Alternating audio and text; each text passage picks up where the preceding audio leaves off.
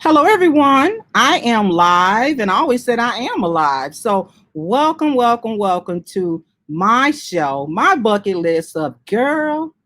Who don't you know? Yes, I am that girl, Marilyn Green, behind Girl Who Don't You Know. So, it's a shout out already to one of my former guests who told me that I should say this today, and I'd have lost it. It says, "You have tuned in to Girl Who Don't You Know Today," and I know today that I have a Dr. Wilburn. I have a soon-to-be Dr. Deb Mize. I have Dr. Vivian, and she's gonna pronounce that last name for you. And I have Dr. Desiree Holmes. So you all don't know them, but you're going to know them. So awesome people, and I am so happy to bring them to you today. So shout out to Nakia Bailey for telling me, give me some pointers on how I need to do my thing. I'm glad. So this month of October, as you know, is my birthday. I'll say that again.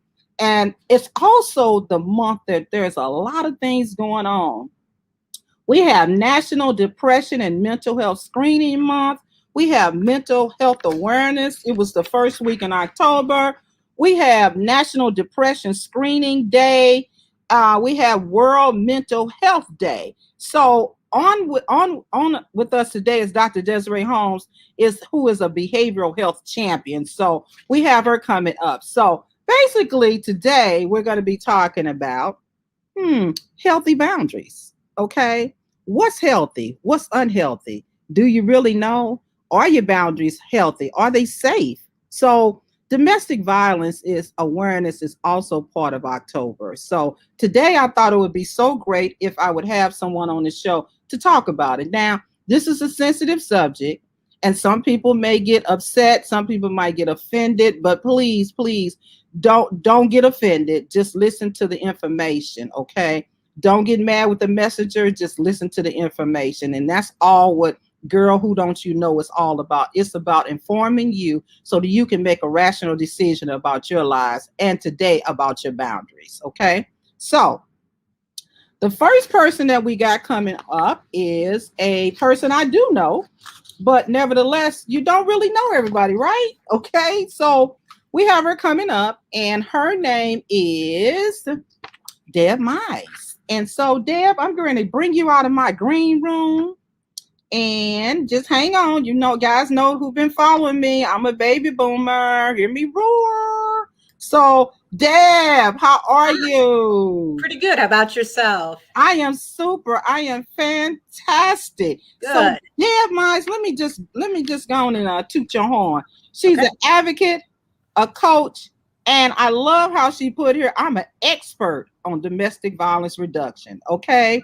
So if she says she's an expert, guess what I know? I believe she's an expert. Okay. And so welcome, welcome, welcome to Girl Who Don't You Know. So Deb, I know you've been an advocate for a long, long, long time. I'm not trying to date you or anything. Oh, that's okay. It's been a long time. It's been a long time. So let me just jump right into it really quick. Okay. Domestic violence, okay, or sometimes they call it what, IPV, or intimate partnership violence. Yep. Yeah, they call it different things. So when you talk about domestic violence, most of the time people think about what? Physical. Right. Okay. Now, tell us the other pieces of this domestic violence. What's considered abuse, violence, whatever, you know, tell us about that. Okay, a lot of times what you think about first is between intimate partners. That's why it's gotten named intimate partner violence. But it can be anybody that you have had a sexual relationship with, a dating relationship, a marriage. You've shared a house. They've been your caretaker. You've been married to. So there's a variety of different people that can be victimized and perpetrated, or perpetrators. Physical violence is what we most often think about. But it's also can be mental, verbal, psychological, financial, sexual, or isolation. And so it's multidimensional, but you're right. We most often think we want to look for a black eye or a broken arm to identify somebody, but there's lots of people walking around that never have a bruise. You know, Deb, I read somewhere someone was asking the question, what is the worst, if there's a worst, of as far as domestic violence? domestic, violence period. They said emotional. What do you think about that? Because it doesn't have the scars, it's a mental scar that's going on. Right. If you walk in and you've got a broken arm, somebody's going to say, what happened? Can I help you? Is there something you need? But if you walk in and you look down and sad, then somebody might say, what's wrong with you, girl? And you're like, oh, last night my boyfriend and I had a bad fight.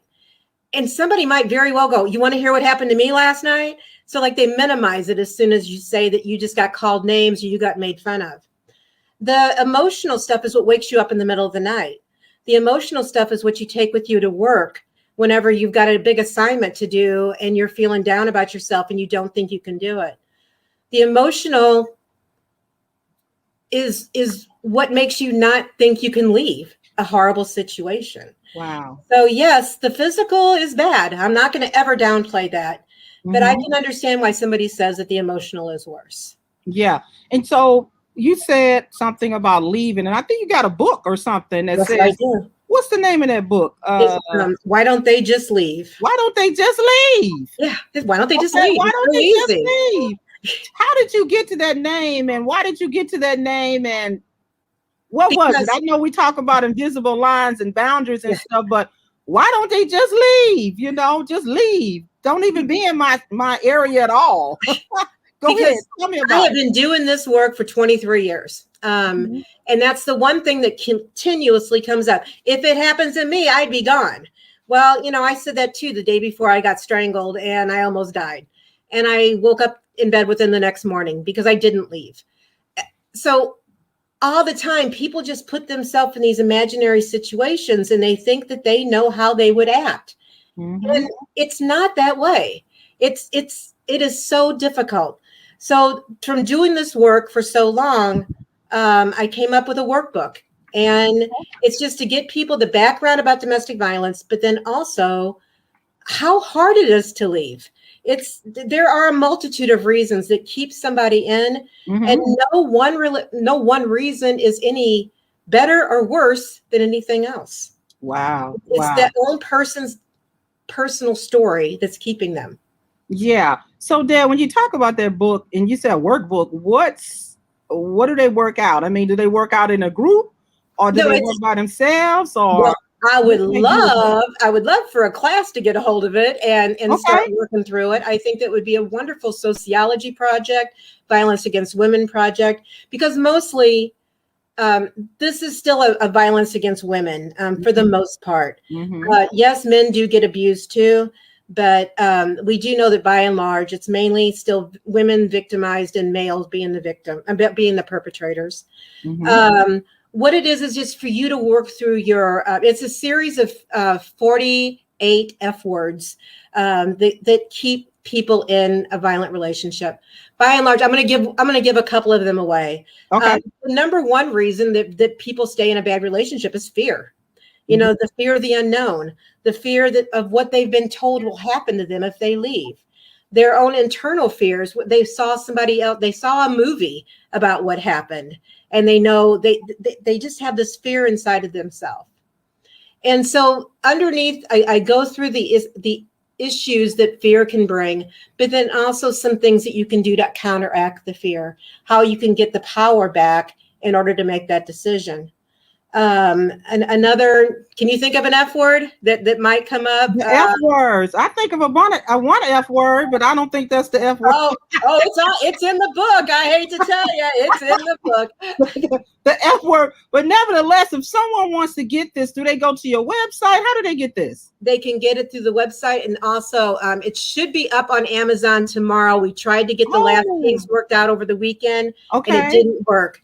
So if somebody wants to send me a message, you can do it on Facebook, on Debra Mize, or join me at the table.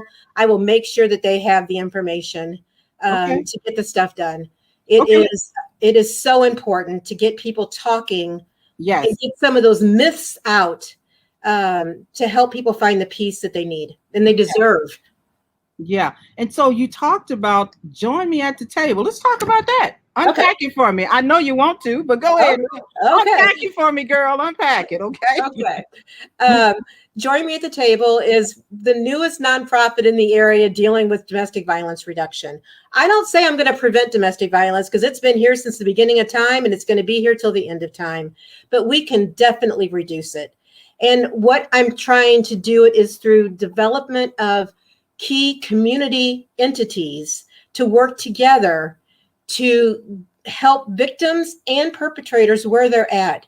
The vast majority of people who are victimized will never go to a shelter to have to leave home, but they are every day at work, they're in school, they're at church, they're in the hospitals, they're reading the newspaper. So if we engage all of those community entities in the issue, then those people can get the help along the way and never have to go to shelter, never have to go to a hospital. So I'm working really hard right now with journalists in the area, nationally, to help them understand that every article they write needs to have at least the domestic violence hotline, the National Domestic Violence Hotline, because somebody's reading that article that it's reminding them of themselves or their daughter. That's so funny because I forgot to put the hotline on here, you know. Yep. 1-800-799-SAFE. Okay, wait, I'm going to try to put it on there. You know, I told you I got a problem. Okay, what is it? 799 SAFE. Okay. SAFE. SAFE. I think I got it. Add banner. Did I get it? That's it. All right then. So that's the hotline. Now, let me just talk to you just a few minutes about, I noticed you got this on your website. I know, I don't know if people can see it. It's called Desire to Make a Difference, in which you talk about social service providers, what they can do, healthcare system. Now, this wheel here kind of reminds me of the accountability wheel that we talked about a long time ago. Yeah, and the power and control wheel and all that. Yes.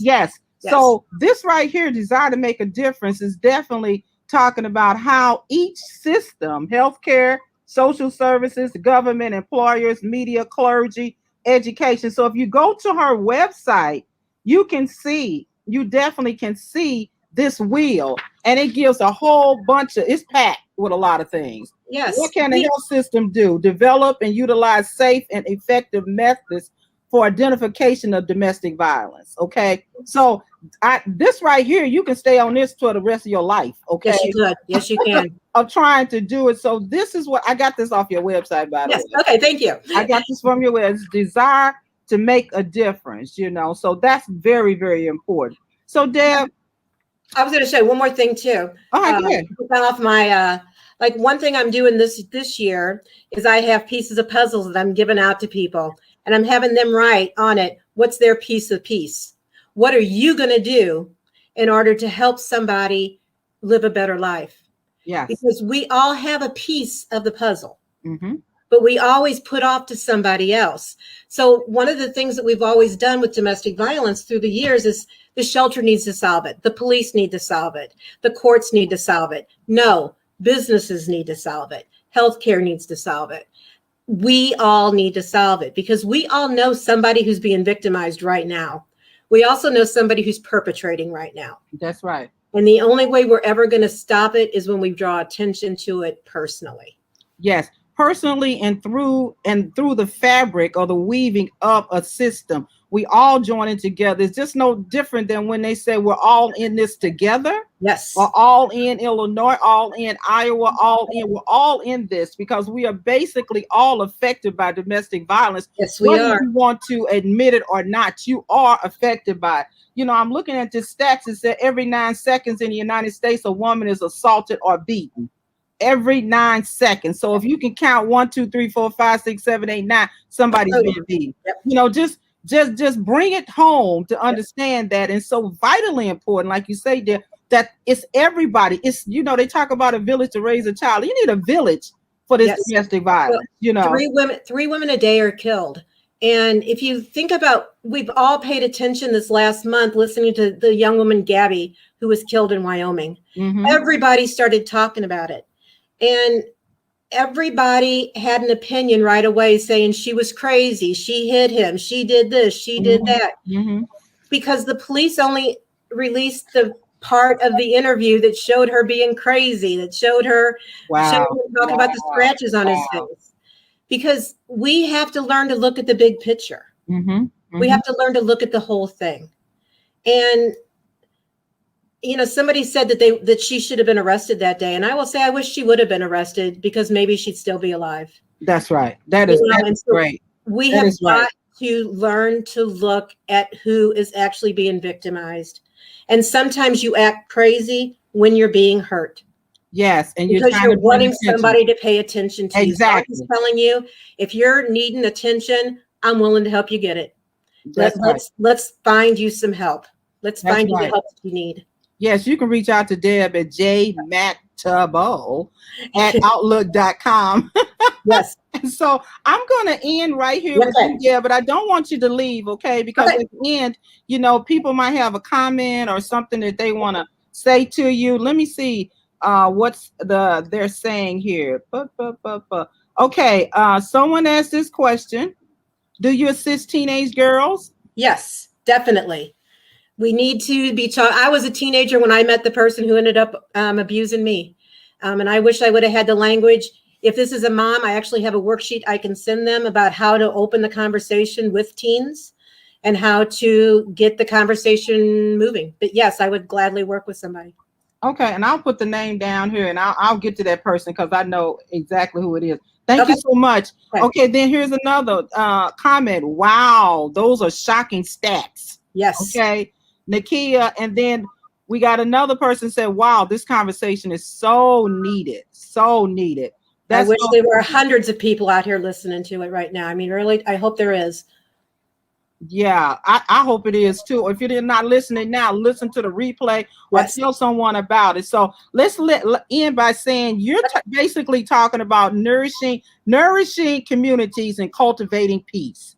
Have to feed it. We have to feed it and then watch what grows. Yeah. That's good. Deb, thank you so much. Don't leave. Please don't leave. I'm here. Because somebody's going to come along and they may have a question that you can answer. Please for a minute, and we're going to bring my next guest up. And let's see who we got coming up next. I have Dr. Victor R Wilburn, and we're going to bring him up now. Hi, Doc. How are you? Hello. How are you doing? I am wonderful, wonderful. So I have to say this because when I was doing this program and getting it together, I told him, I said, I'm going to have a man on here and we're going to be talking about domestic violence. It's like the first thing somebody said to me, so who beat him up? I'm like, okay, he had to be beat up. The response is the world has done it. And I couldn't do anything but laugh. And so who beat him up? That might need to be a name of a book. Who beat him up? Because men get abused, okay? Absolutely. Just like women. So it's important to have you here, Dr. Day, to have your say about domestic violence. And you got a really, really super great concept that I want you to share with them later about the perpetrators are victims too. Oh, absolutely. Tell us where you're from. I think you're from Tennessee. Are you from Tennessee? Okay. You're from a little small town called Bolivar, Tennessee. Bolivar, Tennessee. Okay. Not far from the Tennessee-Mississippi line. Okay. And my background area is agricultural economics with an emphasis on rural community development. And my master's is rural sociology, and my doctorate is in child development. Okay. And I'm now the chairperson for the Department of Child and Family Studies at Southeast Missouri State University. Right. And that's different, too, to have a male. I'm sorry, I had to say it, to have a male in that role. Yes. It's usually a woman, okay? Yes. Well, go ahead. I'm sorry. I'm definitely in a female-dominant profession, if we can still use those types of categories, because today people are in different categories and across gender lines or the perceptions otherwise. But I came into the area when in '93 when I started working with youth sexual offenders. Mm. And I was working with kids who had come from a background of sexual abuse and victimization. In many cases, was just aging out of their abuse. A lot of them never really fully got all of the help that they needed before they aged out. And eventually they just became perpetrators of abuse themselves. Wow. And, you know, the way we did things in the state of Tennessee and at that time period, well, once they turned 18, well, we didn't have a contract to hold those kids. And so they just went into the society and, you know, just perpetuating sexual abuse and victimization to other smaller victims. And so they just went learning how to victimize other people. And that's kind of how they dealt with their victimization. Okay. And it wasn't long after they were out and on their own and doing life on their own terms that many of them were either products of they were prostituting or they were in gangs, and many of them either were killing someone or being killed. So you know, it was just a cycle, and that's why one of the things that I shared with you earlier is that we have our children are growing up in a toxic environment. These are cultural problems that we are now challenged to address. You know, so I did that. That's kind of how I got started doing work and research in the areas of child sexual abuse and youth suicidality, looking at suicide trends amongst our youth, and also looking at these trends across urban, rural, and suburban youth. And then in 2010, I was director over a program called the Victory Program that dealt with date rape, sexual assault, and violent acts of crime committed to women primarily on college campuses. And I did that up until I became chairperson in 2017. But it was my victimization and sexual abuse and physical abuse. All of these things are basically what brings me to the table, what revives me, what makes me passionate about doing the work that I do, whether it's from the standpoint of doing research or from the standpoint of working with our children. And you know, forgive me, but I still consider our students, I oftentimes consider them children as well. They are children. Many of our students are coming from a vast portfolio of families where, to be perfectly honest, they may have left the home environment and not have received the things that they need for self-control, boundaries, and so far as being able to know what's healthy relationships, what that looks like from both the male side and the female side. They may have not heard or felt love in appropriate ways, and so therefore they have inappropriate ways of expressing themselves, and even up to the point of how to even interpret a toxic or abusive relationship. So Doc, are you saying that they come from a family where, I mean, we talk about boundaries, where their boundaries are skewed, or they don't understand what a boundary is? They have a boundary, but they don't know they have a boundary, and the boundary that they have is no boundary, if that makes sense. Okay. Yes. Many of our adults in the early years have boundary issues, boundary confusion that starts in certain early childhood years, issues that they experience and different things of this nature that don't get resolved. Now, this is not always the case. Right. Because a lot of these boundary confusing or boundary confounding types of circumstances, you know, are not just from the family, but it's also from the community. You know, and again, if you look into our society today so much about the messages of what's healthy and what's unhealthy and what's a boundary appropriate, and all of this is really like a toxic mess. I love it. Toxic mess. Media. It comes to us through our excessive television watching, excessive preoccupation with video games. In every way that people are involved, sex is sold. But